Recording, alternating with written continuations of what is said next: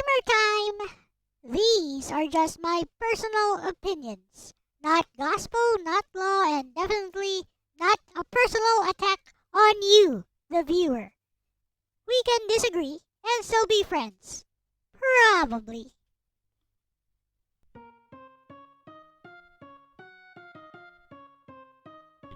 Why Final Fantasy VI is not a true classic, and why that's fine.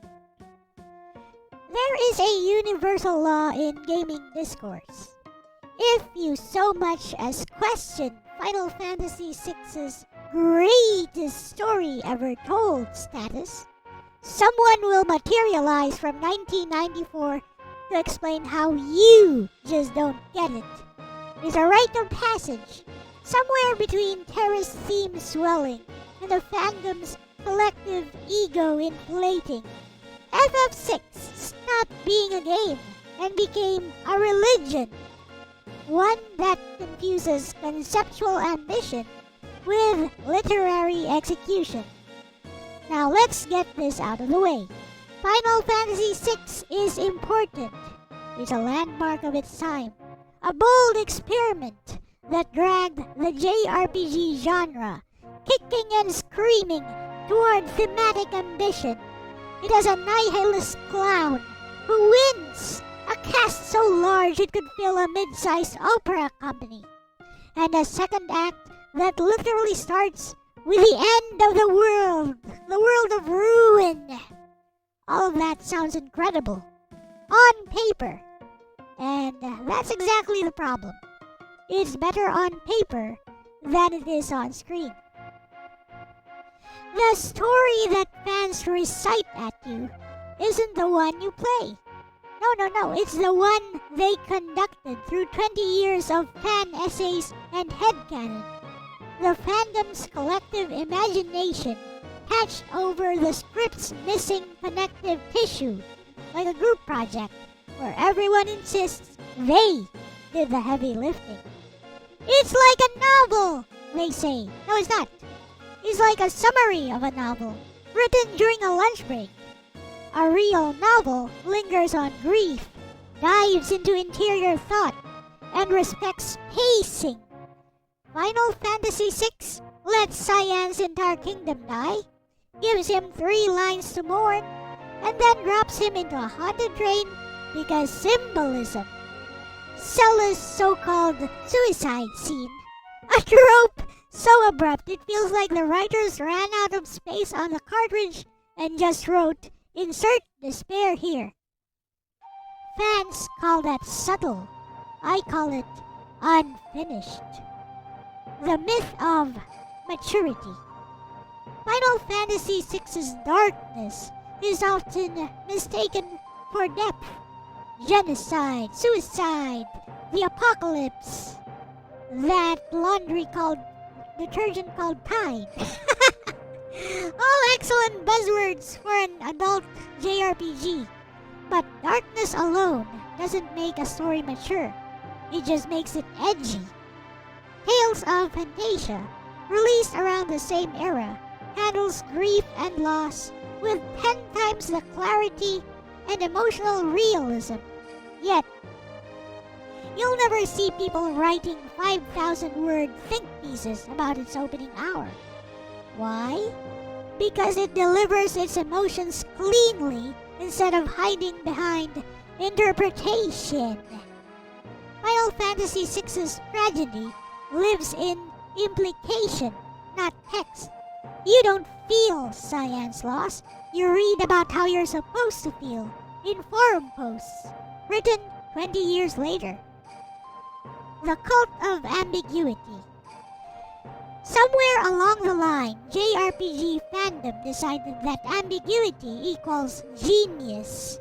Final Fantasy VI's sparse writing became a blank canvas for fans to project profundity onto.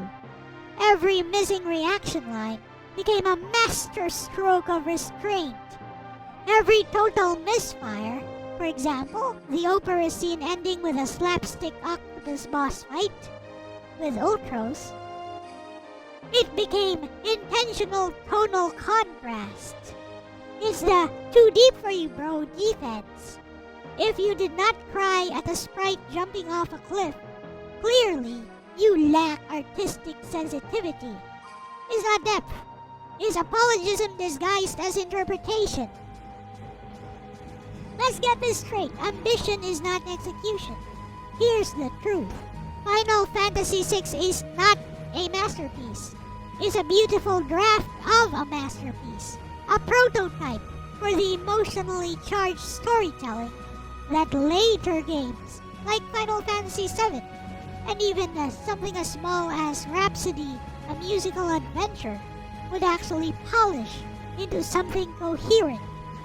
Final Fantasy VI wanted to be an opera, but it plays more like a dress rehearsal that ends in a pratfall. And you know what? That's fine. Not every legend needs to be flawless to matter. Final Fantasy VI's ambition paved the road for better, sharper, and braver games to come. Its fans cling to myth. Its critics, myself included, see the scaffolding. Both can be true. The game changed the landscape. It just didn't perfect the art form. So, what is the truth beneath the myth? People call Final Fantasy VI a true classic because they're not just defending the game. No. They're defending their own memories. The cartridge in their childhood console was more than just plastic and silicone. It was a symbol of when they first believed that games could make them feel something. Yes, that is very powerful. And it's why questioning the game's writing often feels to them like sacrilege. How dare you criticize the sacred cow? But nostalgia is not the same as timelessness. A true classic does not rely on its fans to complete its emotional beats for it. It stands on its own, clear, confident, and whole. Final Fantasy VI does not do that. It leans on implication, fan goodwill, and the eternal, for its time, clause, like a safety net. Its greatness is built on sentiment, not on structure. And again, that's okay, because not every game needs to be a timeless masterpiece. Some are stepping stones, some are experiments that didn't quite land, but showed how everyone else where to aim. Final Fantasy VI matters because it dared to imagine something bigger than its medium. It dared to imagine something more than it could handle. It reached, it stumbled, and still, it inspired a generation to chase the idea of narrative in games. So no, Final Fantasy VI is not a true classic. It's a myth built on ambition, defended by nostalgia, and immortalized by essays that confuse depth and vagueness. But in its flawed, messy way, it helped prove that even perfection, and imperfection, can be transformative. Sometimes, being a beautiful failure is just as important as being a perfect success. This has been LCX, and I'm out. Please like and subscribe and leave a comment if you agree or disagree with me. Thank you.